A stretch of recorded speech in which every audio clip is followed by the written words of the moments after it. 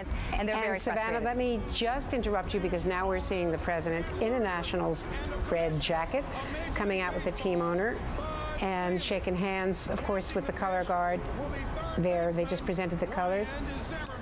These are wounded warriors from all of the services who are being honored there today. And you can see, obviously, these veterans getting special honor and tribute from the Washington Nationals as the president is coming out. Chuck Todd is with the pool representing all of the networks. Chuck, you're out there in the park. What a great place to be. It is a great place to be. It's a mix. I'd say mostly cheers, a few boos. It was interesting. They showed some highlights of past first pitches, and George Bush came on screen. Probably a few more boos than that. So comparing the boos, probably a few more for Bush than for Obama right now. Now he's on the mound here. Puts on his hat, wearing the Nats hat. He puts on a White Sox hat. That's going to get some boos. You can blame that. Ryan Zimmerman, the big star, former University of Virginia boy. Now our only lone Globe up here. He is the windup. He's doing a real windup here. A half He's windup. Put on a White Sox cap.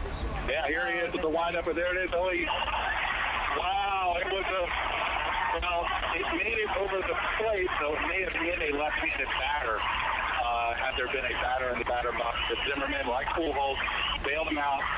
It was better not to bounce, as they say. So he didn't bounce it. Got it over. Now he's getting some good cheers here. Well, Chuck, the president, as you can see, is out there, and he has his White Sox cap. But we can understand that team loyalty, home team loyalty, as he's shaking hands with the umpires. And how do we all think he did, guys? Well, first of all, Savannah, it looks like he's got khakis on today.